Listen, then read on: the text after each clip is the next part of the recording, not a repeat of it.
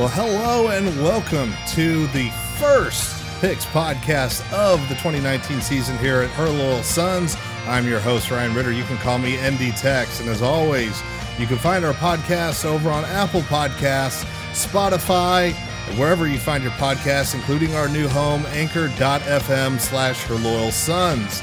Join us in Discord. That is our live chat channel, herloyalsons.com/Discord. And of course, you can always find us at our home at herloyalsons.com. And with that, for the first time this season, I welcome in Eddie. Eddie, how are you doing?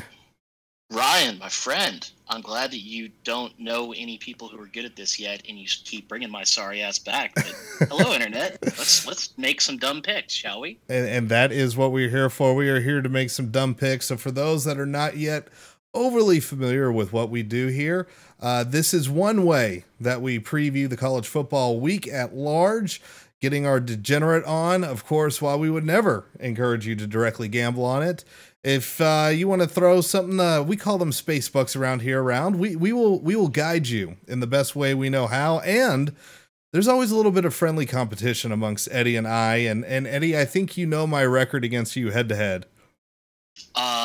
Undefeated, motherfucker.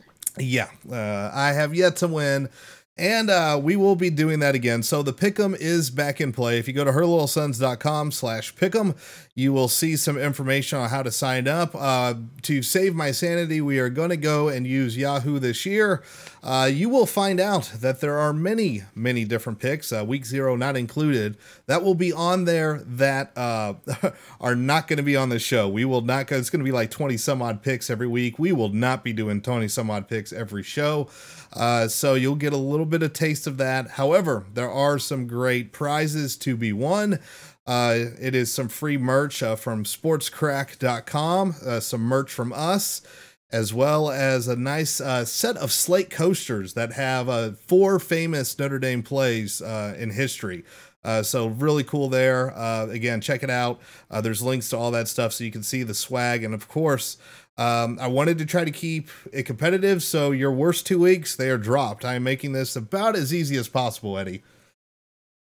That's good to hear. Is Golden Tate Supermaning the Sparty Band in coaster form? No, I really wish it was. No, these are actually diagrammed plays, like from a playbook. Although that would make a hell of a coaster. I like where your head's at. That'd make a very good coaster. Yeah, I need holler at me, coaster boys. I got you. Well, all right. So we got actual football happening this Saturday. Excited to get this sucker going. So what we are going to do is we are going to pick your conference champions in the Power 5. We will pick the Notre Dame win total over under. Our Heisman Trophy winners, both who we feel will win, as well as our value pick, and of course the 2 week 0 games. And also want to mention that normally tomorrow would be our sim. We will be doing one, but for charity. Extralife.ndtext.com is where you do that. $5 or more gets you a quote-unquote media pass to get you into that private stream. Yes, Milfy, we started on time. It's weird. I don't know how to handle this, Eddie. I mean, we do it once, start the season off right, and then never do it again, and we're good to go. All right. Well, with that being said, Eddie, there is only one more thing to do here. Would you please kick us off, sir? Let's go, baby. All right. Now we are back in, and we bring up that beautiful board as well. And we will start with the conference champions. Let's start with, I think, the obvious stuff first. There's a couple things in here that are chalky, so let's go ahead and start with the SEC. Eddie, sir, please do the honors. Roll Tide. Look, Georgia's going to give them a run. There's several talented teams. A lot of people are thinking LSU could be really good. We'll find out about that week 2 when they come down to Austin.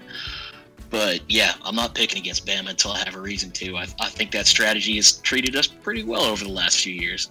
Yeah, it's going to be hard to go against Bama in this one. I got Bama as well.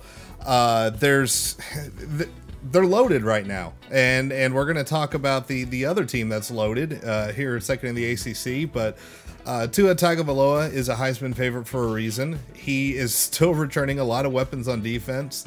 Got Judy at wide receiver as well. You always have a solid running game, beasts on both lines, insane D-line depth.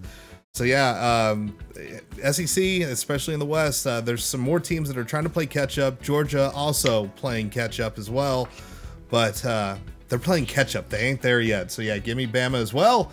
To the ACC, let's go with the other piece of chalk here. I got your defending champ. I got Clemson. Right now, Dabo's squad is also insane with the amount of depth that they have. Trevor Lawrence, Heisman contender quarterback right now, and he is only a sophomore, and that is terrifying. Even more terrifying than that are the weapons he has at wide receiver and the weapons in the backfield, and of course that defense is just absolutely stacked. And Clemson has the benefit of the ACC not being nearly as good as the counterparts in the SEC, so they have a rather easy run. The only thing, it would be a Clemsoning. It would be a true Clemsoning, would be the only thing I think that would trip them up. So Eddie, who do you have? We're going to start boring. I've got Clemson as well. You know, like you said, that offense is insane. Trevor Lawrence and that beautiful, beautiful mane of his have already shown what he can do as a true freshman. Then you give him weapons like Etienne, you give him T. Higgins, you give him, I mean, that offense is going to be scary. Now, they lost a lot on defense. Obviously, they're NFL caliber starting defensive line. Well, they're now in the NFL, which is going to be good news for a lot of folks. But with the offensive talent that Clemson has and the rest of the ACC, I mean, you know, is Miami really going to make a huge jump? I like Syracuse. I like what they've been doing. They've got a good coach there. Granted, he's made some dumb decisions like kicking the saddest fucking field goal of all time. But Dino's a good coach. I'm not going to hold that against him too much. I'm just going to get a bunch of jokes off. You know, who in that conference are you scared of? Miami just doesn't have the horses right now. Boston College ain't it. Florida State ain't it. You know, do they fuck up? They've got to go to Syracuse and to North Carolina State. Both places where they've had problems in the past. So maybe they drop a dumb one, but I think they could even afford to drop a dumb one. A&M game week 2 will be real interesting, but yeah, I don't know how you could pick anyone but Clemson with this conference. Yeah, and as Woj in our chat mentions out, A&M with the gauntlet of its schedule has to play the preseason top 3. Absolutely insane. But yeah, Virginia is the other darling everybody seems to be picking, but it's more to be a sacrifice to Clemson in that title game, and yeah, they just don't have the horses to keep it going.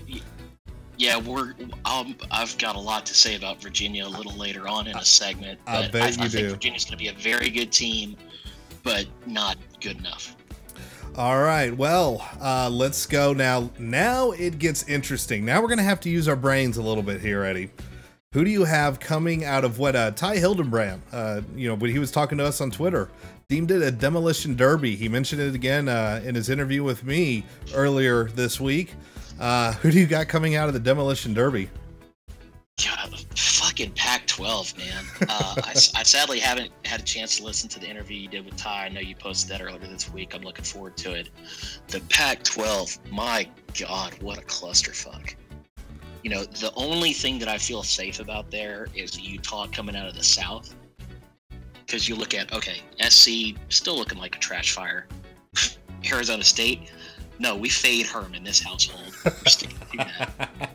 UCLA is garbage. Arizona, I guess, still has Khalil Tate, but that didn't do him much good. Oh, my Heisman has ill-fated Heisman pick last year. Yeah, Colorado still got Laviska Shenault, who's really fun and good, and the rest of the team is a trash fire.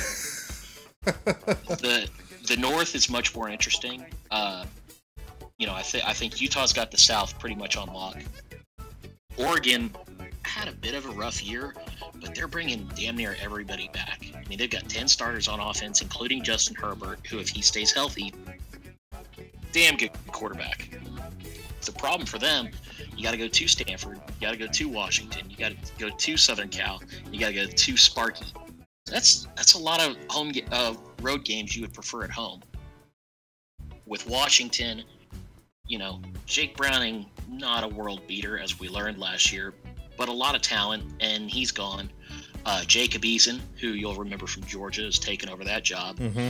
Biggest loss, of course, Myles Gaskin on the offense. But their main problem is the defense. They lost everybody, and that team was built on its defense. They got most of their big, scary games at home, but you lose that many on defense, I don't know, man. Stanford, KJ Costello's okay, but he lost Arcega-Whiteside. They got a kicker named Jet Toner, which is still dumb and fun. It's still that's an all-time name right there, Jet Toner.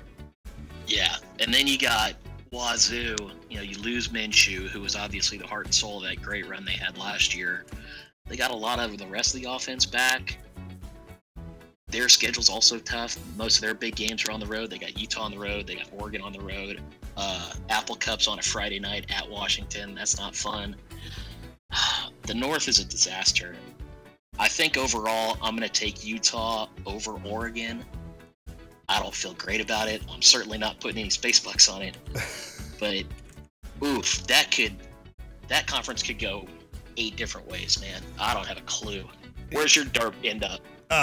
My dart ends up in the exact same place that yours ends up as well. I'm going to take Utah, which I'm actually surprised. I didn't know if you were going to go out on that limb like I was willing to. And here's the thing for me. You hit my worries with Washington dead on.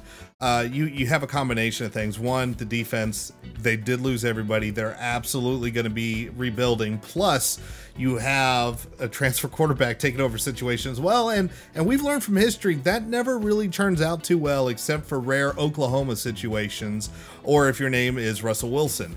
And yes, the South is probably the biggest disaster because a lot of rebuilding's being done there. So really, it's not just Utah kind of by default. They are on the opposite trend right now. They built up their team. They have probably one of their best defensive lines. They have a decent quarterback situation as well. And I tell you what, when you have a crapshoot like what we're going to have, Utah's not going to run away with this. It's going to come down to the wire for them to make sure they come out of the South, I think. I don't think it's going to be 100%. Oh, yes, it's obvious that they're going to be coming out of the South. But I like them coming out of the South. And then for the North, I think the Ducks are going to edge out Washington. And I don't think the Ducks have enough. I really don't think they're going to have enough. I don't think they match up very well with Utah at all. So go ahead and give me Utah on that one. Now we come to another apps. Really, these three were, I went back and forth on a lot of them. And when it comes to the Big Ten, I wrote down 2 teams because it's going to come down to them. As much as I hate to admit it, it's going to come down to Michigan. It's going to come down to Ohio State. Now, I really, really, really, really don't want to pick Michigan, even if it is by default. So what did I do, Eddie? I went to the numbers. I went to the altar of Bill Conley. I went to S&P Plus. So I took a look at his preseason rankings. He's got Ohio State at 9.8 projected wins, Michigan at 9. But where we have a little bit of an edge is the 2 toss-up games for Michigan and Ohio State are Wisconsin and Penn State. Michigan has Wisconsin at a 46 percentage win probability.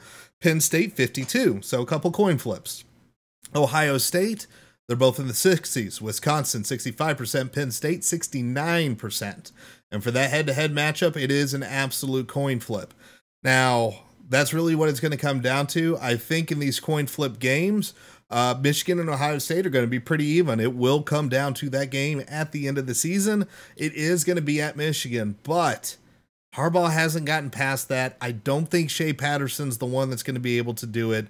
And really, there's so much going on with the offense and a complete overhaul. I know that's the big storyline, but I really, really don't think they have the right pieces in place right now. That's not to say I think their offense is, I think they'll make some steps forward. I don't think they're going to make enough steps forward with Ohio State. Now, granted, what makes me nervous about Ohio State is that Ryan Day is not Urban Meyer. And while you're trying to keep the same path going, it doesn't necessarily mean that is going to be a slam dunk for them either. So there is a bit of nerves for me making that pick, especially because Ohio State is going to be going on the road for the game this season. But with all that being said, the numbers edge to Ohio State a little more, and it is just enough, and oh, this is going to feel good. Fuck Michigan. I'm taking Ohio State to win. Who do you got, Eddie? Well, it's interesting. You finished off with what I was going to lead off. One of the fundamental tenets that I lead my life by is the principle of fuck Michigan. So we're not picking them. But let's go to a little more explanation on that, because I actually have football reasons for that, and not just an undying, passionate hatred of those bigoted assholes. Michigan lost half their good defenders. They lost their top 3 good defenders. Oh, but they still got Don Brown. He's great. Motherfucker gave up like 98 points in his last 2 games. He ain't that good. Harbaugh, fuck out of here. You're trash. Shea Patterson is your eternal savior? Really? The guy that couldn't replace Dr. Bo is who you're putting all your eggs in that basket? All right, cool. Tariq Black is a good receiver, but, I mean, shit. Forget about the fact that you got to go to Wisconsin. You got to go to Penn State. They got to deal with Army early in the year. Remember last year when Army damn near beat Oklahoma as we all watched some redneck holding his phone up to a stream on Twitch that we all illegally watched? I sure as hell do. That was an all-time great Twitch moment right there. I am fully expecting Army to do the same exact thing, take the air out of the ball, and hold on to it for 3/4 of the game. They may jump up and beat Michigan. Oh, we're God, beating Michigan because fuck Michigan. We beat them last year without our true starting quarterback, without our starting running back, and we beat him. Fucking Chris Fink outjumped 2 DBs. Chris Fink is like my height. Come on, son. You're going to get Randy Moss by a dude who's 5'7"? 2 defenders. Mossed 2 defenders on that play. Clowns. So let's get rid of them. Oh, now, don't get me wrong. There are problems with Ohio State, too. Absolutely. You lost everybody on offense, except for J.K. Dobbins, who is still very, very good. Justin Fields is solid. You know, I don't know that he's going to come in and set the world on fire, but we know what he is, and you know that he should be at least serviceable. He is the first person to take out Tathan this offseason, so that's a notch in his belt. Defense is still going to be stacked. They've got a trash out of conference. You know, you playing Kiffykins, playing Miami, Ohio. Cincinnati could be tough. They were a good team last year, but nothing really to worry about. You get Sparty and Penn State at home. Yeah, you got to go to Michigan, but Harbaugh can't beat Michigan, so you're free there. So I think Ohio State's still the pick. Sparty bringing everybody back this year makes it a little interesting, but all of their big games are on the road, so I'm not going to do that. And the West just looks like a trash fire, so I don't think any of them have a chance. I think Ohio State's the right play. I don't feel great about it with all the talent they lost, but I think I'm with you, and we're going to stay simpatico for a while, I guess. I'm going to take the Buckeyes here too. Well, man, this is interesting of how far we're being simpatico here. I think this is the first time we've ever let off 4 in a row like this as well. We usually have a disagreement somewhere, so let's see if this is it. We were talking before the show. You mentioned you were trying to talk yourself into somebody in the Big 12. Have you made your decision, sir? Let's find out. I hear the papers flipping over there too. So, I mean, obviously, most folks are saying it's going to be either Oklahoma or Texas. Mm-hmm. I want to start talking about TCU just because I think that's the only other real option. They may not have a ton of returning starters, but they had a final destination last year like we had back in 2015. That they did. Everybody on their 85 has logged solid playing time. So pretty much everybody's going to be able to at least know what they're doing. Gary Patterson is the longest tenured coach in the conference now, as the immortal Wizard has finally hung it up. And he's a damn good coach. Something interesting that I saw today, go back to 2015. They start the year unranked, they go 11-2. Next year, they start 13, they go 6-7. Once again, next year, they're unranked, they go 11-3.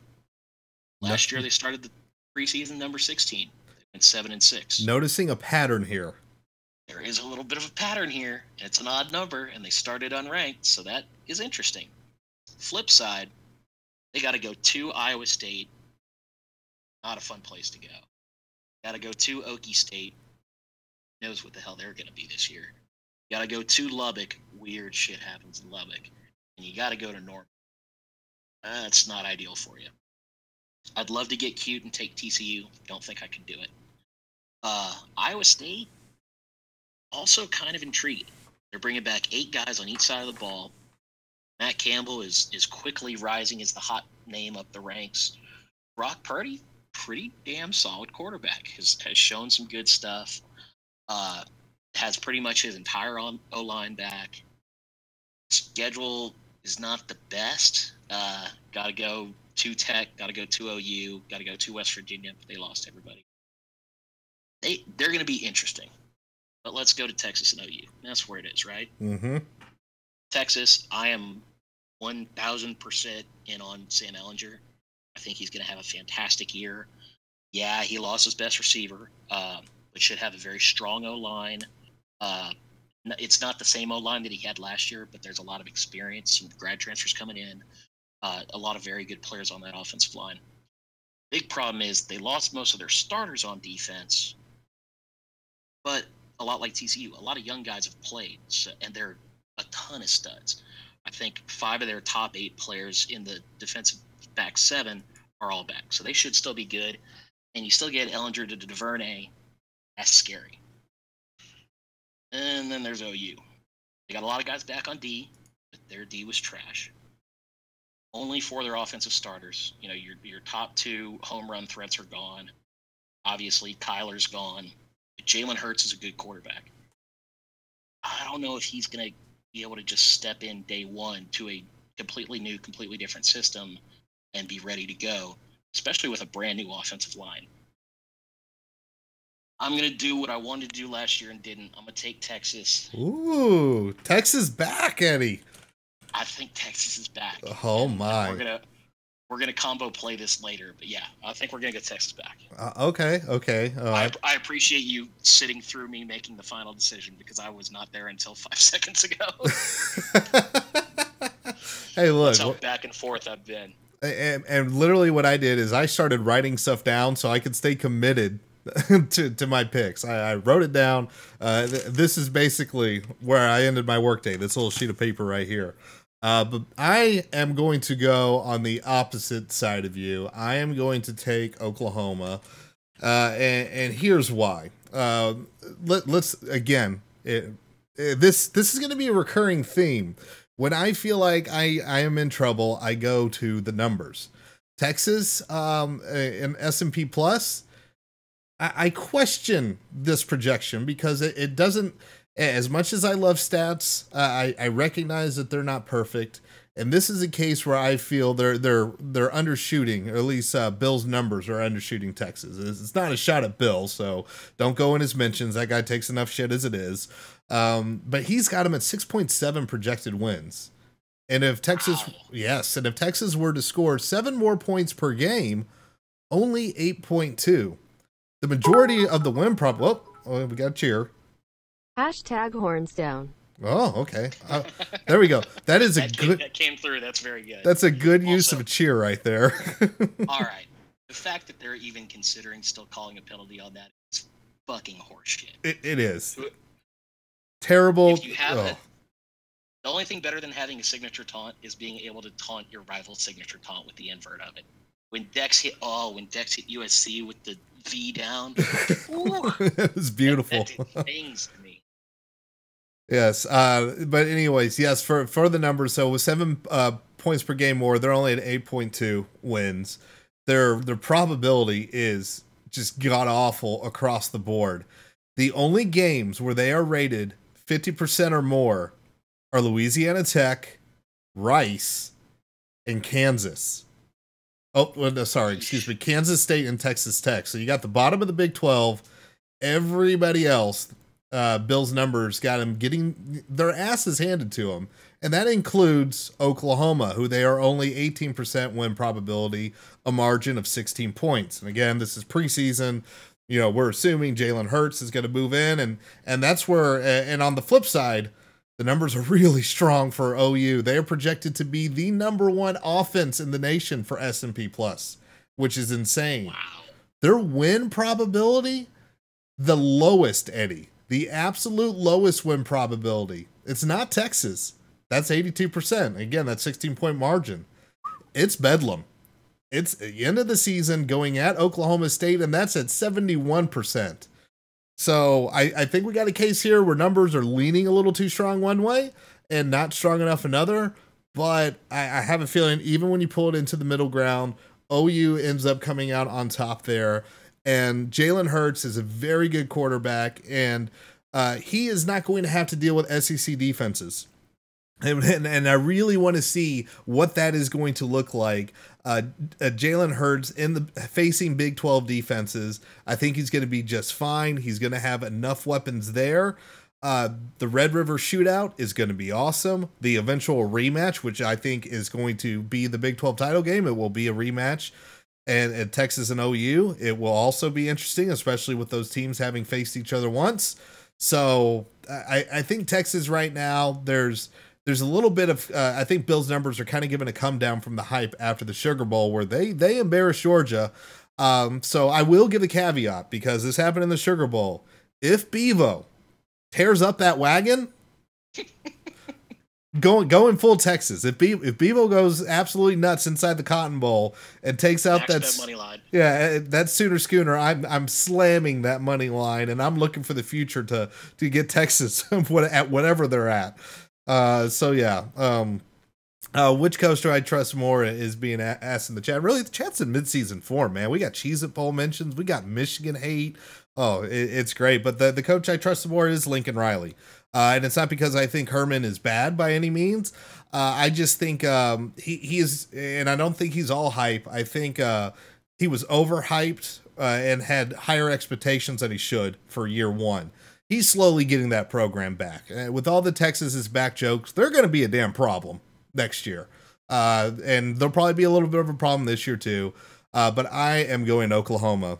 And that brings us to the Fighting Irish of Notre Dame. And of course, being independent, we picked their win total, which is at the exact same point it was last season at 9.5 wins. And again, I tell you what, this is why I had to write things down and go back to the numbers once again, because depending on the day, I would have said under or over. So I needed to make up my mind. I needed to figure out if I felt this was a 10-win team or a 9-win team tonight. So again, let's go. I'm very much worshiping at the altar of Bill this season.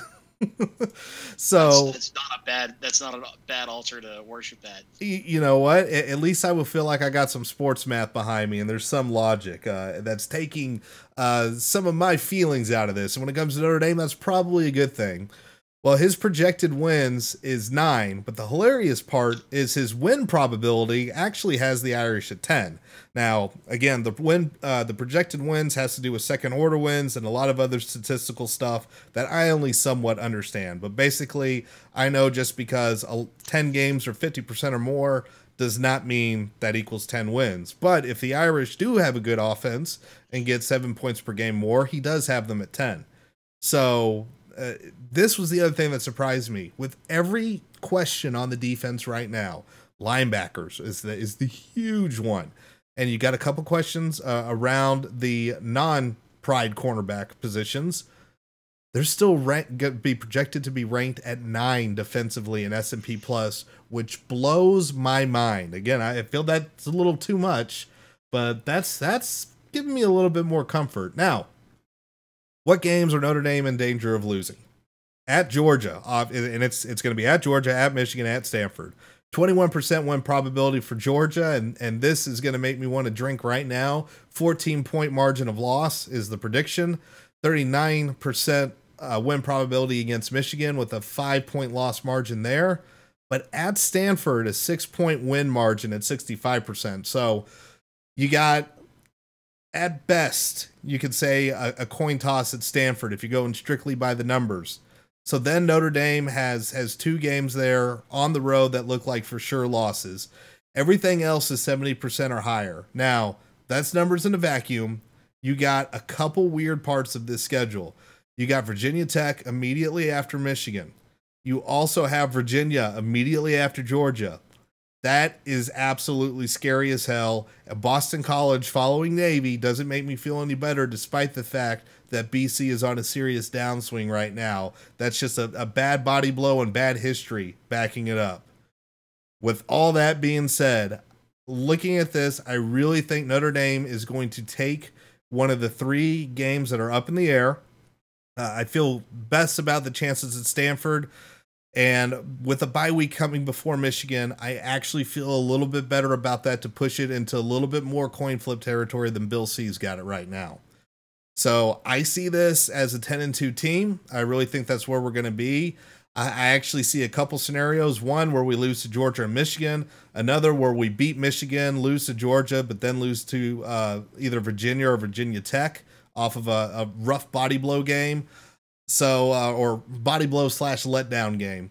So, but at the end of the day, I like how this schedule actually sets up, mostly because with the injuries we got right now with Cole Kmet and Michael Young, you have a couple games where Kmet at least may be able to get back. If he does heal like Wolverine, which he seems to be, he had a sling off earlier this week.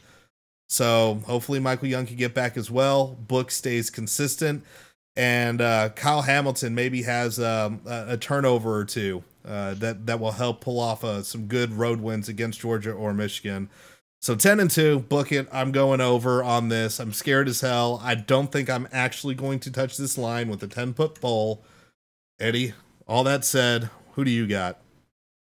Well, Ryan, you mentioned a couple questions, and I have a couple of questions as well.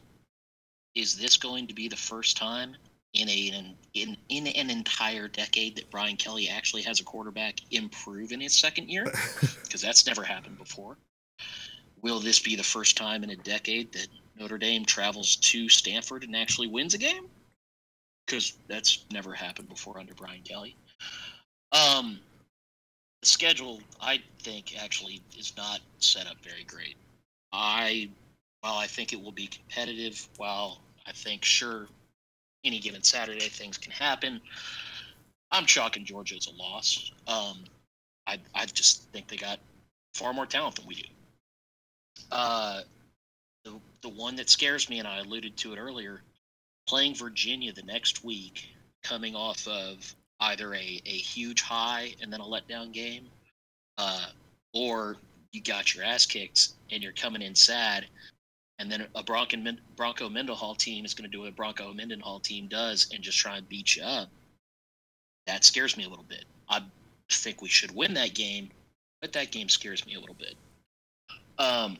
Obviously, going to Stanford, apparently, I don't know if Brian Kelly just has a weird mental reaction to Thanksgiving turkey, forgets how to fucking coach football. I don't know what it is. You know, they lost Whiteside. They lost a ton of talent. We should be able to beat them. Like, look at the numbers. I don't remember what you said it was, but I think a fairly solid win probability on that game. 65%, which, I mean, for me, that's coin flip. Even if it is 60%, that's coin flip territory for me. Sure, and we have certainly walked into that stadium with higher win percentage probabilities and lost. So that scares me. As much as it is somewhat hyperbole because of my hatred for Michigan, I do think Michigan's vastly overrated. Going to the Big House is not a particularly scary place to play. That crowd, sadly, reminds me a lot of Notre Dame crowds. It's a lot of old people who sit and don't want to stand up and don't want to cheer. That said, I'm also expecting a night game, and look at our secondary. I feel very good about the safety position. Gilman, fantastic. Jalen, fantastic. Apparently, Kyle Hamilton is an NFL Hall of Famer. It sounds like we're okay there. What scares me is at corner. Not only, we saw what happened in the 6 minutes that Julian Love was gone last year against Clemson.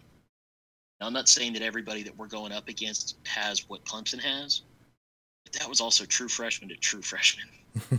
Sure, it was after 13 games, and they weren't necessarily true freshmen. Still scary as fuck. But that's scary as fuck, and that's at the starting level. There is no depth at the quarterback position. That's terrifying. We have no linebackers. That's terrifying. Georgia, that's why I have no problem chalking Georgia as an L. Without linebackers, their running game could gash us up real bad. Easily. Now, one thing that we saw a lot of out of Clemson last year, and Clemson did not have a good secondary last year, but they had that god-tier defensive line. Yes, we lost Jerry Tillery at the defensive tackle spot, but you look at the defensive ends. I mean, Okwara and Khalil are just elite beasts. Khalid Kareem, destroyer. Okwara has already called his shot that he's going to break last year's sack record. They're fantastic. Behind them, you got Hayes. You got all these other guys. It sounds like MTA's been doing really good in the middle. It sounds like they've been able to run a lot of guys in the defensive line that play well. But with the lack of the linebackers, the lack of depth at secondary, Pride is solid. I don't know if he's the number one guy. What are we going to set the over/under on Crawford's season at? 9 quarters? Hey, I love the guy. I'm high on him surviving. Man, I hope so. I feel like that poor bastard's got to be made out of duct tape at this point. The defense scares the hell out of me. On offense, I think I don't have any concerns with Ian Book. And yeah, it's jokes, but we literally haven't improved one, so that's slightly concerning. Running back, they're serviceable. I think you'll get solid production, but you don't have any home run hitters. I don't see Armstrong really doing much. Armstrong and Jones are solid, but they're not world beaters. You don't have a Dex. You don't have a Josh Adams. That's scary. Wide receiver, you lost Michael Young because Dex has left and Brian Kelly must satiate the negative zone. Sounds like Kevin Austin. Forever. I can't even find rumors on that shit. It's just he pissed him off somehow. I don't know what he did, but it's bad. It seems like it's one of those things where he didn't really piss Kelly off so much as he ran afoul with ResLife some way, shape, or form. And because Notre Dame keeps that crap on the admin side and lock and key, nobody's going to say anything. It's really weird that the sources even aren't leaking at this point. Yeah, you can't even get rumors last year, even all the beat guys were making the kind of wink and nod to it. Everyone knew what was going on last year. So you never know if you're going to get Kevin Austin back. Chase Claypool is awesome. I think we all know that. But he's always been awesome as a 2. Is he going to be as good as a 1? I don't know. Pete Sampson compared him to Michael Floyd this week in a practice report. Well, that made me giddy. Did that give me tingly feelings in my bathing suit area? Yes, it did. But that's also a practice report. Does that go back to, oh shit, we have no cornerbacks? What's going to happen? God love Chris Fink. He is gritty, plays with a lot of heart, high football IQ. Am I missing any of the code words yet? No, I think you've covered most of it. Oh, lunch pail. You missed the lunch. Bringing the lunch pail to work every day. He brings that lunch pail to work every day. I love the guy, but unless you're Michigan, he's not going to jump over you. So, maybe some of these young guys, maybe Braden Lindsey is that fast. Maybe he is that good. But what do you have threat-wise? How long is Cole Kmet out? Good thing, offensive line, I feel very confident about. A lot of talent there that's returning. Slightly concerned about the center position, but I think they'll work that out. The last problem, I guarantee you special teams is costing us a game this year. We lost Justin Yoon. We lost our captain level punter. And while, yes, we have, I believe, 27 captains this year, neither of them are special teams players. Oh, buddy, I'm terrified of the kicking game. It at least sounds like Dorr has gotten a little better in the last couple weeks of practice. Sounds like he's won the position, which at least we don't have a situation to where we don't know. Yeah, I mean, well, and a couple weeks ago we were still there. Yes, so, we were. We absolutely were. Special teams scares the shit out of me, and I think that's going to cost us a game. But the other outside of our control, we play 7 teams that are coming off a bye this year. Not all of them are great. I think New Mexico's coming off a bye. Whatever, who cares? So are we. So on that one. Haha, suck it, Bob Davey. And I know a lot of people have mentioned that, but somebody smarter than me retweeted a person who I'm not aware of, but a smart person trusted them, so I will too. Somebody named Tim Barrett on Twitter tweeted out that we've got 7 teams off a bye. Since Brian Kelly has been there, we are 6-5 against teams coming off a bye. That's not great when you got to do it 7 times in 1 year. The ACC stacking the deck a little bit. And like you said, there are some scary follow-up type games. Virginia after Georgia scares the shit out of me. I can almost guarantee I'm taking points in that game. Virginia Tech after Michigan. Virginia Tech was another team that seemingly had everybody hurt last year. They could be real good. Maybe they just get up for their DC leaving. Who knows? But that's a little bit scary. Duke, Duke, Navy, all down. Boston College has a good running back, but that's about it. And A.J. Dillon. And then going to Stanford, we know how that goes. And I've made several jokes about USC. I'm going to continue to make several jokes about USC. One, they could be terrible, and they could very well fire Clay Helton at the end of September, and then come in full of piss and vinegar with an interim coach like we've seen him do to us before, and lost to bad USC teams. The other thing is, they still got a shit ton of talent on that team, man. Like, you look at them in a vacuum, they've got skill positions at players that are lights out everywhere. I'm still terrified of when the Pharaoh is going to come and take his brother's mantle and destroy us for perceived wrongs or whatever it is. USC has still got a lot of talent, and look what happened last year. I mean, we did not beat the shit out of them the way that we should have. That was a close, scratchy game. It's always a rivalry game, so you got to throw them out. But anyway, when it comes down to it, I think this is a very good team. I think it's a 9-win team. I think 9-3 is the right number. Since they're giving me that half, I think it's very possible they get to 10. I don't think they go over 10, but I could see a lot of ways to get to under. That's a good hedge, sir. I was close to doing it. That's where really thought I would hedge happiness there, but there we go. That's the Power 5 and ND. We still got a little bit of playoffs to talk about. I forgot to put that on the board. Just got that in there. Heisman Trophy in week 0. But before we do that, got to attend to a little podcast business. And folks, thank you. This is the part where we're gonna, edit stuff into the podcast. But want to thank everybody that has joined us live in the chat. If you have not, you saw the cheer earlier. Those are very cheap things. Those are literally pennies to inject yourself into the show. That helps support us, as well as subs and follows if you have not done that already. And if you have Amazon Prime and you link that up to your Twitch account, that is a free monthly thing that you can do. So we thank you and appreciate the support, and we are going to get back into it. All right, Eddie. So let's try to see what we can do now that we've kind of talked our way into our conference champions, talked our way into figuring out where ND is going to be in the season. Let's talk where we feel like they'll fall in the playoffs. So who do you got in 1 versus 4 seed in the first semi? Well, it worked last year. I'm going to go with Clemson at the 1 again.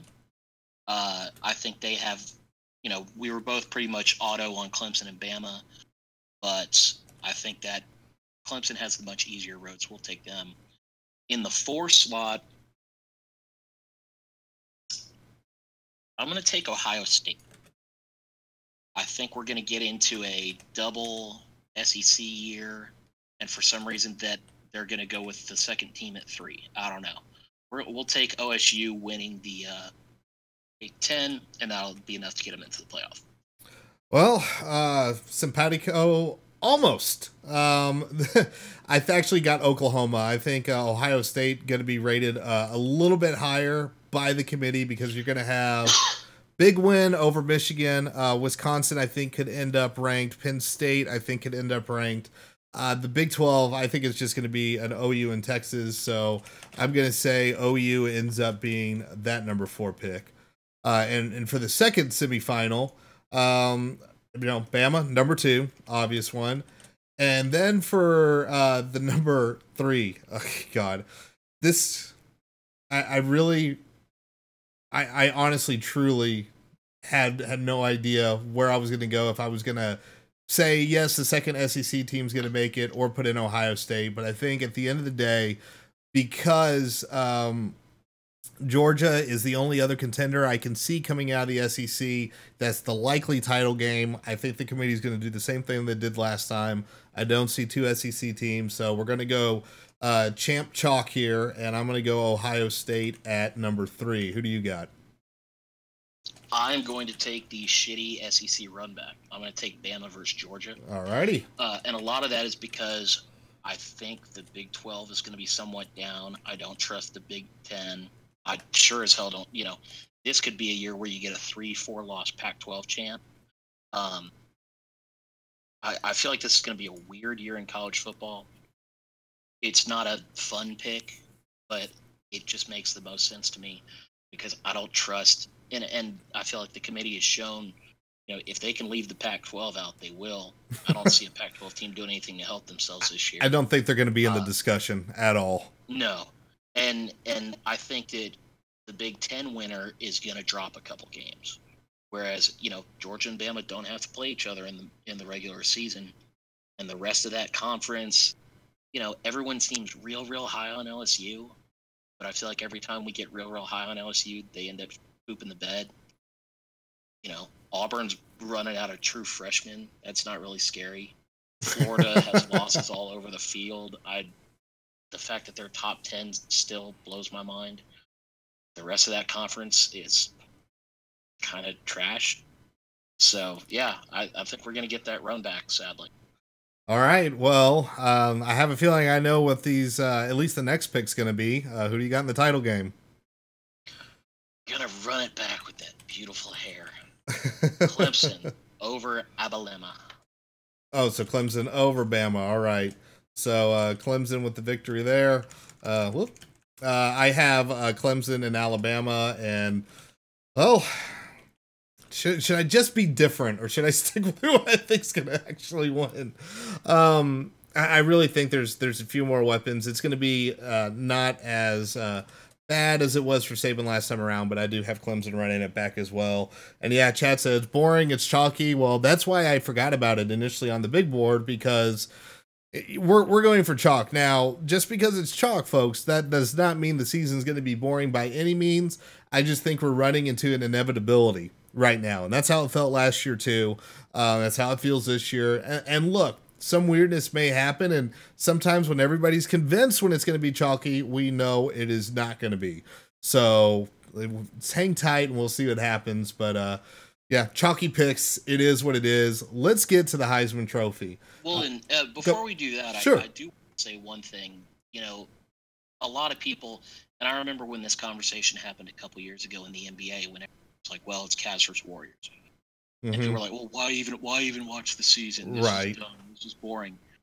Okay, so you hate basketball? Like, do you hate college football that all you care about is, like, why are you watching the games if the only thing that you care about is who wins the last game? Then why bother watching? This is the most beautiful, ridiculous sport in the world. There is so much more to watch and so much more to think about than just who wins the title. So, absolutely. Yeah, I mean, obviously, that's the main goal. Obviously, we would like that to be an interesting storyline. But shit, if you can't get hard for college football season, go watch the XFL. Go watch some other bullshit. We don't need you. There's so much insanity to follow. It's it's somewhat disappointing that maybe there aren't a ton of teams you think are going to be title bound. Shit, there's a whole lot of fun coming. If you can't watch a Maction game on a Wednesday night because, oh, well, shit, neither of these teams are going to championship. Shut the fuck up and don't watch. Get out of here. Like, it's a beautiful thing. So it's a little boring. And yeah, I mean, I wish we were making more interesting picks too. But shit, man, there's a whole lot more fun to college football than just the end of the day. Yeah, and it's going to get a lot more entertaining when we do weekly picks on this show. But this one's always entertaining, mostly because, look, especially when it comes to futures, we are wrong very often. We are usually never more wrong than on this right here. So I'm going to see if we can turn it around a little bit. As far as, so we do two things. We take who would be a logical pick, and then we also make one that is value, that has some very enticing odds, and we can see a way that some craziness will happen and maybe pay off big. So we're going to start with the picks first, and who I got for the pick here, I think it's going to be Tua Tagovailoa. And the reason why, because it was, I mean, it's quarterback award, number one. I think we've well established that for some time. But with the schedule that Bama will face, I think Trevor Lawrence is going to get docked a little bit for two reasons. One, he's younger. Two, he is not going to face as tough of a schedule. And this is an award that is awarded before the playoffs because that makes sense. And because of that, I think Tua is going to have a few more highlight reels to his name. So go ahead and give me Bama QB to take the Heisman home for the main pick. Who do you have, Eddie? Well, I'm going to take the flip side. I'll take Trevor on the auto. I will say, so I think we're working off of what Bovada's current odds. Yeah, and they have them both at plus 260. Yeah, and I say current with air quotes around it because they still have young Tathan Martell as the quarterback of Miami at 81. So Bovada's not exactly keeping up with the market too much, but yeah, I mean, look, I'm not going to make that bet, but as a who do I think is likely to win the Heisman, I think you're right that the expectation is Trevor versus Tua. Mm-hmm. I'm going to take Trevor, one, because, hey, the hair is just so much better. But two, I think Clemson's the better team. And Alabama, Alabama is such a plug-and-play and defensive-minded team that maybe the offense doesn't get it. All right. Well, who do you got for your value pick? So the value pick is there's a couple names that I was thinking of. There wasn't anything like too sexy that jumped out at me. Jalen Hurts is going to Oklahoma. He's sitting at 10-1. I don't think there's enough value there, but obviously transfers into Oklahoma have played out well lately, so that's an interesting idea. Jake Fromm at 14-1 is close because obviously I'm expecting big things out of Georgia this year. All Jonathan Taylor still at Wisconsin, 30-1. It's a big number. Problem is, I think that team is pretty trash, and we know that you got to be on a good team. So I alluded to it earlier. I'm going to combo pick. I think if I get my Big 12 winner in Texas, that means Texas had a very good year, and Texas back with Sam Ehlinger at 15-1. Man, that's really Texas back. That is really Texas back. We're gonna double down. So not that I'm gonna pick him, but can we just talk about Joe Burrow even being on this list of 50-1? Fuck yeah. And A.J. Dillon at Boston College is another funny one at 15-1. My boy Khalil Tate at 60-1. Very good. I think A.J. Dillon's gonna have a very good year, but there's no fucking chance that they're gonna be any. I mean, shit. Arizona State's running back is on this list at 80-1. I would have given you $5 of American currency if you could have told me who Arizona State's starting running back was before this podcast. I would not have been able to do it, not without research. No chance. No chance. All right. Well, Hurts was tempting, but I think he showed why he had a transfer from Bama. As good as I think he'll do, I don't think he's going to put up video game numbers like his predecessor did, Baker Mayfield. Fields, I have a feeling he's going to be pedestrian in that offense. That 9-1 seems to be more. There's poor value for one. Two, I just don't think he's going to pull it off. But you mentioned the one I'm going to take. And even though the odds, this is more of a long shot than a value bet, especially because I just said this is a quarterback award. We all know it's a quarterback award, but I'm going to take a running back. I'm going to take Jonathan Taylor tailback because I agree with you about Wisconsin. But here's the scenario where this pays. Wisconsin should win the Big Ten West. So that's going to be, he's going to put up record-breaking numbers. He's going to have that even if he has a regular season. So he's going to have that headline. He's going to be front of mind. He's going to be the weapon. And I mean the, in all caps, Ohio State trademarked the weapon for Wisconsin. So if they can manage to get into the Big Ten title game and pull an upset off on either Ohio State or Michigan, whoever it ends up being there, and has a big night, man, I could see it happening. I could actually see it happening because there's no way that Wisconsin wins without him. He will be the de facto MVP, and if there's a Big Ten champion. So I'm doing a combo play, even though it's one I didn't pick. It's crazy, but I'm going to go ahead and go for it. I'm never right on these things anyway, so what the hell, why not? Oh, yeah. I can't remember who it was a couple years ago, but somebody even wrote an article of why you should never bet the Heisman because it's such a terrible idea. It's a couple of other fun names. Yeah, Ian Book, 40-1. Which was surprising. Like, that's, I mean, on the odds only being 40-1. I might put a $5 down on that. That's not terrible because obviously if Notre Dame has a good year, it's because of Ian Book. Absolutely. You know, Wisconsin, I don't think Wisconsin's definitely winning that conference. Hilariously, for those well-stooped in the podcast lore, I think Iowa's going to win that division. Which is somewhat funny if you've been around for a while. I like Ian Book at 40-1. You know, our two hilariously ill-fated picks last year of Khalil Tate and Kelly Bryant are at 60 and 75-1 respectively. But the only other one that I kind of do like is Jerry Jeudy at 60-1.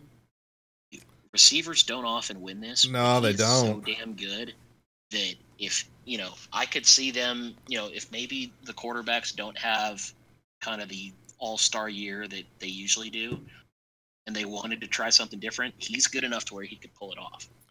Yeah, but the downside to that, he is good enough, but I fear with the way things go these days, him being good enough to win it is just going to bump up to a stock that much more. Yeah, for sure. Which is the downside for it. It's grossly unfair to the receiver, but it's hard to get so transcendent to overshadow your QB, especially when your QB is also pretty damn good. All right, so those are the futures, and now we're going to get into this. So we mentioned earlier that Eddie and I are going to have a competition all season long. It will be to benefit Extra Life. All money goes to the Children's Hospital Foundation of Oklahoma City. Eventually, I will stop being dyslexic on that. Eddie, just make up the charities as you go. We all yeah, sure. laundering this through the Caymans. Yeah, all right. Extralife.indtexas.com is where you go to make those donations. Again, $5 or more up until Thursday night. When we do the charity sim, we'll get you in. And I'm very, very close to that $2,500 terrible drink, which is a modified Jaeger bomb with an additional shot of vodka with blue curacao. It's going to be pretty goddamn disgusting. I'm not looking forward to it. And I will have to do it twice, once on the private stream, once when I'm back at it. But with all that being said. Wait, how far are you? Can I make that donation right now and make you for this podcast?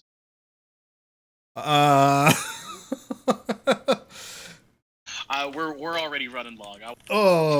I mean, since you bring it up, the thought did occur. Yeah, the thought does occur. I mean, it's not that far away, Eddie. It's $38.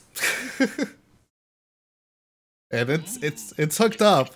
Maybe we can have a special post show, and I may have to buy another can of Red Bull. So let's go ahead and throw it out there. I will do it thrice. Once here, once for the Extra Live stream, and once in the private as well. So why the hell not? Let's just completely destroy my liver. Anyway, but Eddie, back to our usual side bet, which is where I was leading up to this thing. Yes, of course. So, pardon my interruption. So from here on, so we got these two games, whatever the hell we do, all the way up to Army Navy, which it came down to last year. It came down to Army Navy, which happens to be the day I'm doing this insanity as far as the big marathon. Everything else is a warm up to that 24-hour marathon. So are we going another hundo, sir? Is that going to be $100 to Extra Life for the winner again?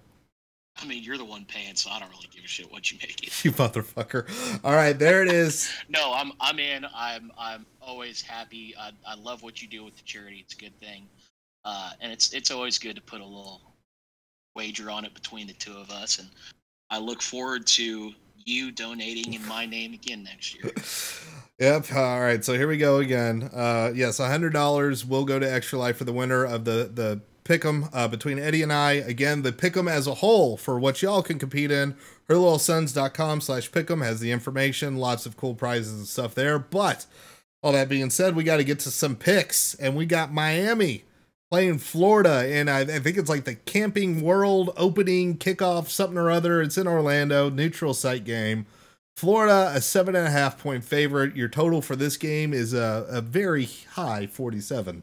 I like the under in this one. That's the only thing I feel comfortable with. So what did I do? I went to the altar of Bill Conley. Here's the numbers that I was taking a look at there.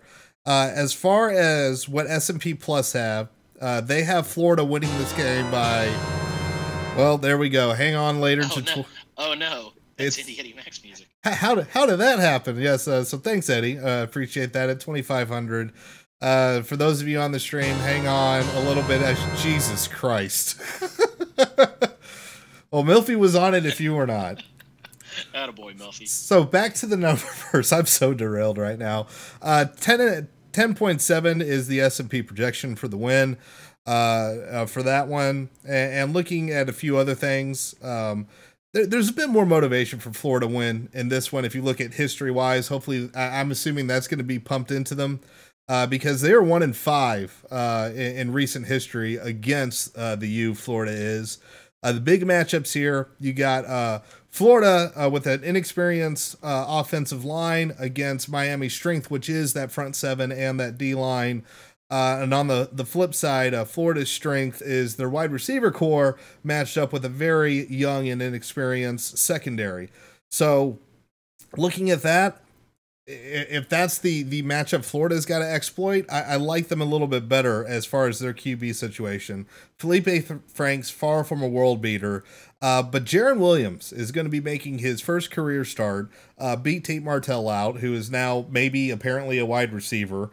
But if you're looking at the experience Jaron Williams has, he is a redshirt freshman. He has a handful of snaps.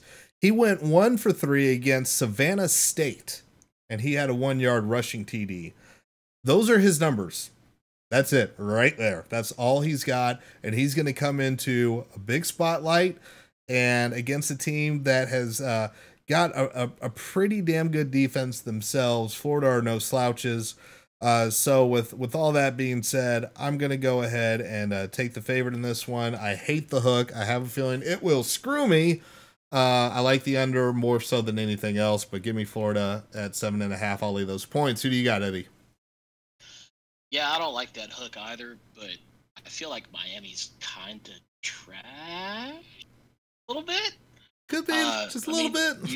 You've got to give credit to somebody else beating out Tathan, especially with such incredible efficiency.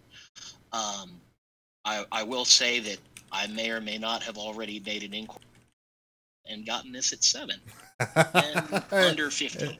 Oh, man, those are. Yeah, I got in early. I like my numbers a lot better.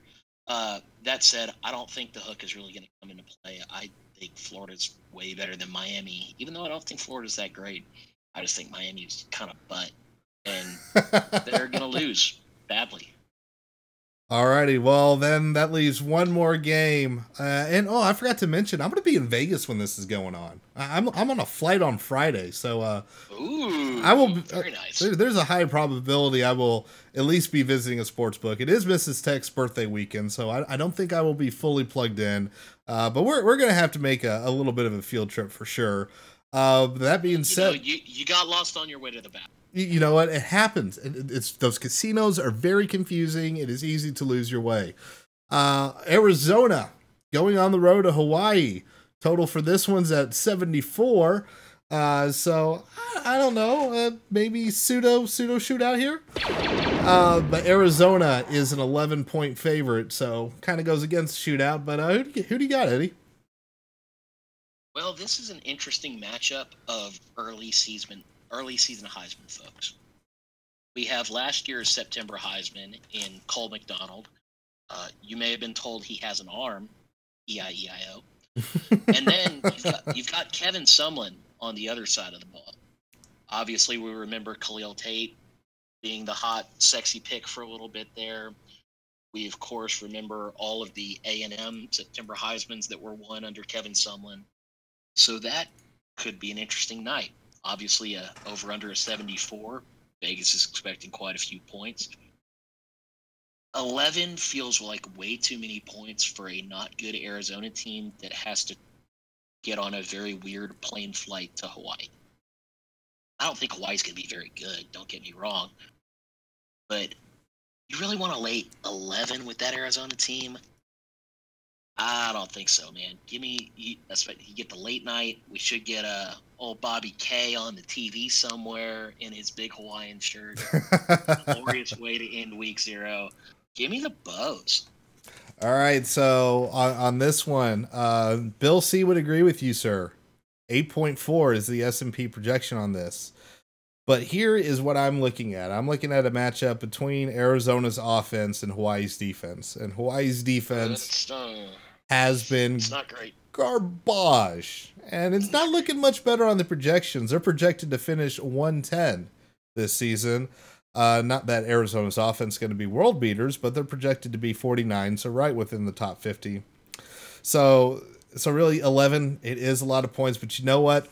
Khalil Mack, goddammit. Here it comes. Redemption Tour starts now. I'm going back. I'm riding with you, Khalil. Don't bite me in the ass. I need a 1-game lead right off the gate on Eddie right now. Let's go ahead and do it. But, dude, we got football Saturday. We got freaking football on Saturday. So I'm going to go ahead and lay those 11 for the cover. I'm going to be excited. Going to throw down. I have to make a visit for some Space Bucks while I'm in Sin City. Man, it feels good to be back on this horse, Eddie. It does. I am very excited for some late night Cole McDonald versus Khalil Tate at kicking off, I think 9:30 Central. I apparently called him Khalil Mack. So you did. What the chat call you out on it? Oh, big time. I was gonna let it slide. Glad they called you. That's a hell of a fun matchup. Miami, Florida, obviously a long-time rivalry. Should be a lot of fun. You got Dan Mullins. You got, I guess, Manny Diaz in his first game taking over for. Remember when Mark Richt just weirdly quit in the offseason? and then Manny Diaz told Temple, you know what? Can I have a take back here? Yeah. Oh yeah, he was their coach for what, like 6 days? No, like hours. Oh yeah, that was the same day, wasn't it? Fuck. It was fucking weird. That feels like literally 7 years ago. It does feel like 7 years how ago. Long ago that feels. But yes, oh friends, it's glorious. College football has come back to us. Life is good.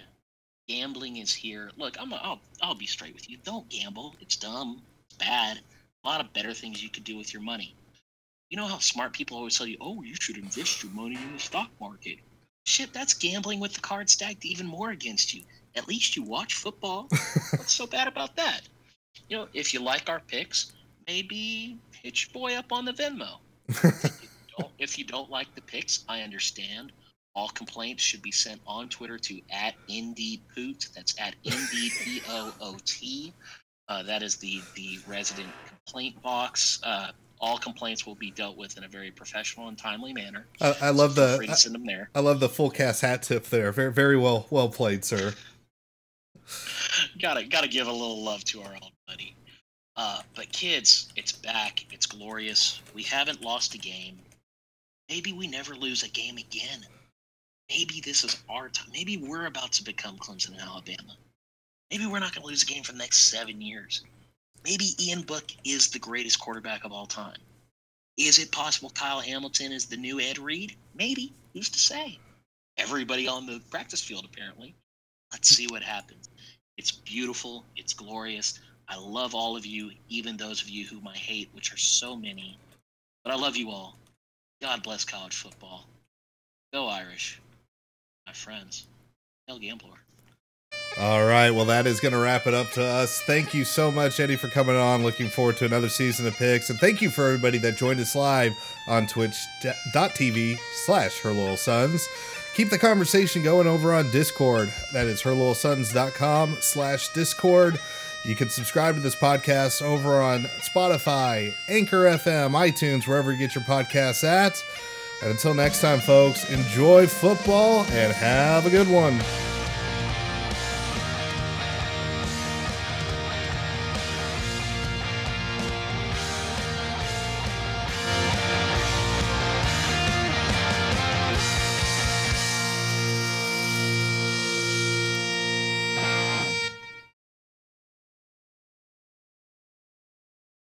Okay, folks. So here's the deal. For those of you that fucked up.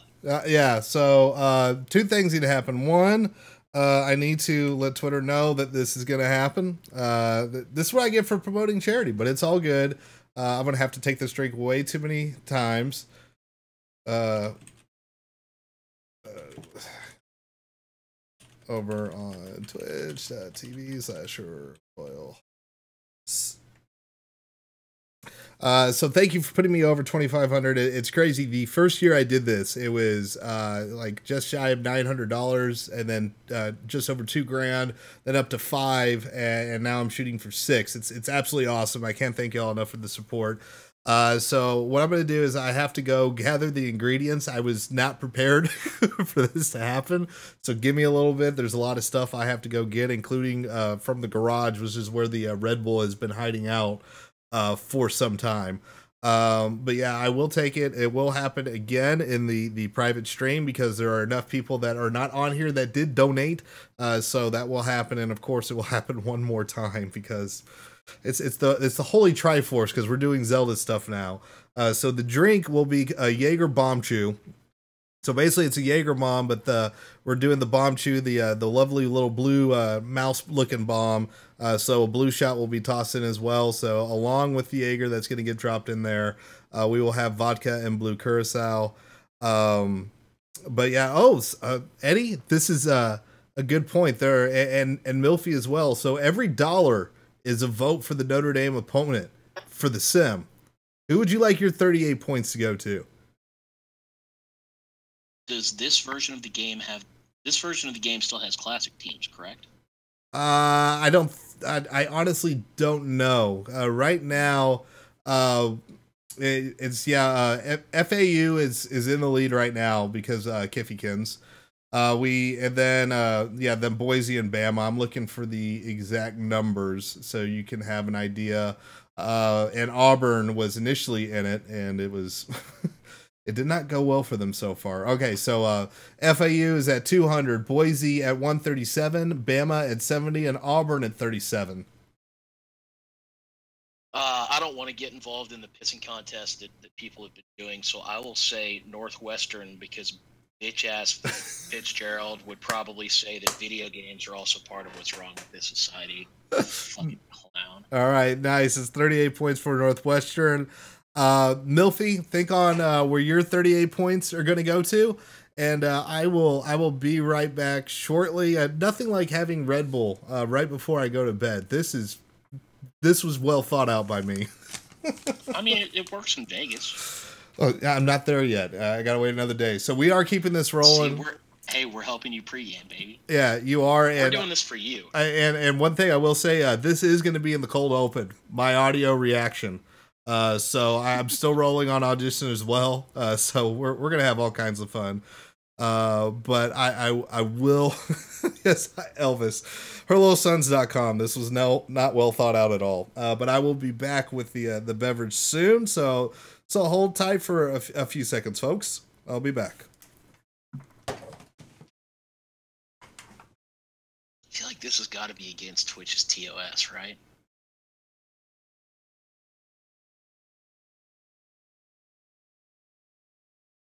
I don't know. Let me pull up the chat.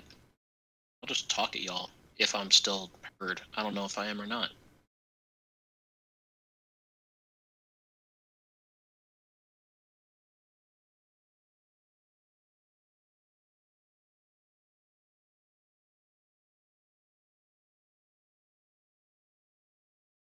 Oh, football, football, football, football.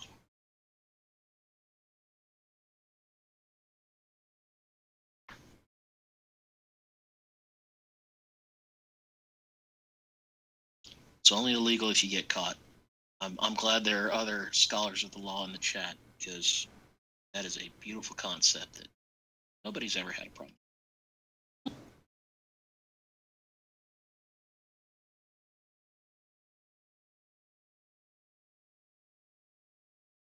I just wonder. I've never read the TOS. That wouldn't surprise me if they had something against drinking alcohol on screen without some sort of a caveat or something. But I don't know. I've never actually looked.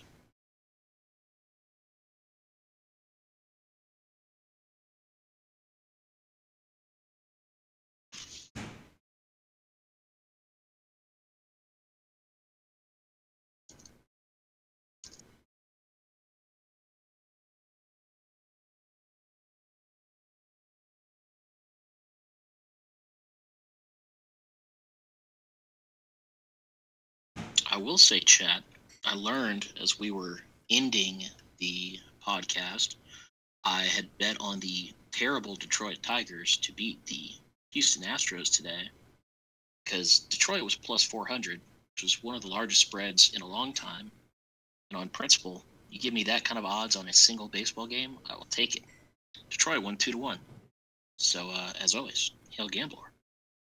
Nice little lead in to the weekend.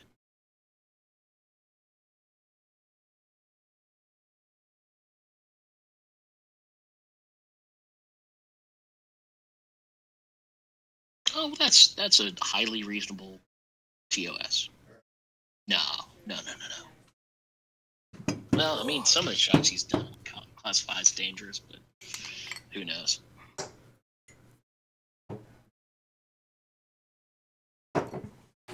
Oh yeah, it's very Hell Gambler. Okay, well. But I mean, again, you give me plus 400 on a single baseball game, hell yeah, I'm gonna fire on that. Okay, folks. I had to bring an armful of stuff, and I apparently woke up the wife as well, trying to grab everything. Okay, so put Gulliver on. He's not here. All right, we're gonna get the. See, the thing is, I've never done a double bomb before, so I honestly don't know how this is gonna work out, and I hope I don't break shot glasses. That would be very unfortunate. But great content. I feel bad for the country, but this is tremendous content. Tremendous content. I'm gonna have to get more Jaeger eventually. I only had enough for a couple shots. All right, there's. Well, you are a grown man. You shouldn't need much Jaeger these days. I know, that's why I only have the small thing. What phrasing? All right, there's one. There's Jaeger. Ugh. Drink the shattered glass. Jesus Christ, people. Scary as hell. Stone Cold would do it. That is much more of a badass than I could ever hope to be. True. Have you watched his Hot Ones episode? No. But I may not be able to go to sleep now, so I got some time on my hands after I'm done editing this episode. It's only like half an hour. It's speaking of tremendous content. I love Hot Ones. If anybody doesn't watch that, that is well worth your time. So there's the blue curacao part. Oh god, I'm gonna 100% spill this shit. Like Inception, the drink. Ah. Well, that is a very nasty ass shade of green we got going right now. At the very top. Okay, well, folks, thank you for the donations. Looking forward to doing a little bit of Sim for Charity. Has Bilfy figured out where his 38 points are going yet? I don't think he has. Figure that out, Milfy. But yes, thank you all very much for the donations. Again, this is all for charity. Keep spreading the word. That is the best way to get money continuously donated. On my Facebook page as well, and on the HLS Facebook page, you can donate directly through there. It's a little bit easier for some folks just to hit that Facebook donate button.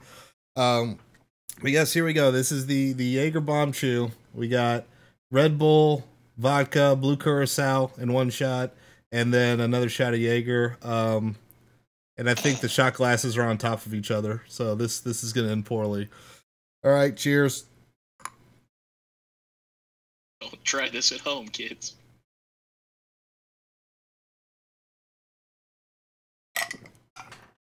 Oh, son of a bitch, there's still Jaeger down there. Oh, you're gonna finish it. Oh. Oh. Lovely.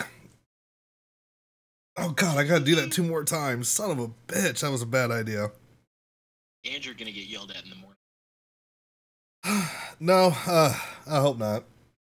Oh, dear Lord. Milfy still wants Bama, but something doesn't feel right about putting down another $92. I don't see a problem with somebody putting down another $92. Here's the trick, Milfy. You get other people to your cause. Gotta spread the word. All right, well, thank you all very much. I'm now going to go try and edit this episode. Thanks for the donations. Highly appreciated. As far as the podcasting schedule, the sim will be a private stream. So for those of you that have donated, keep an eye out. It's going to be on YouTube. I'm going to try to figure that out as well to make sure I don't blow things up tomorrow.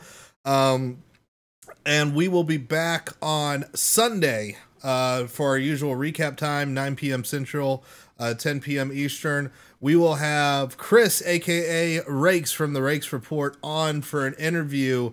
Oh, shit. That's awesome. That's going to lead our way into the season, and then we will be right back here next week for week 1 picks, and then the first sim of the season. Oh, Jesus. I couldn't get through the promo without some bad burps. Jesus. Okay, all right, well. That feels like an analogy for something. Hooray for metaphors. Yay. All right, so there we go. Y'all have a good one. I'm going to go ahead and sign off for now and edit the last half of this disaster. Thanks, and appreciate it, Eddie. Y'all have a good one. Cheers, bud. Not y'all.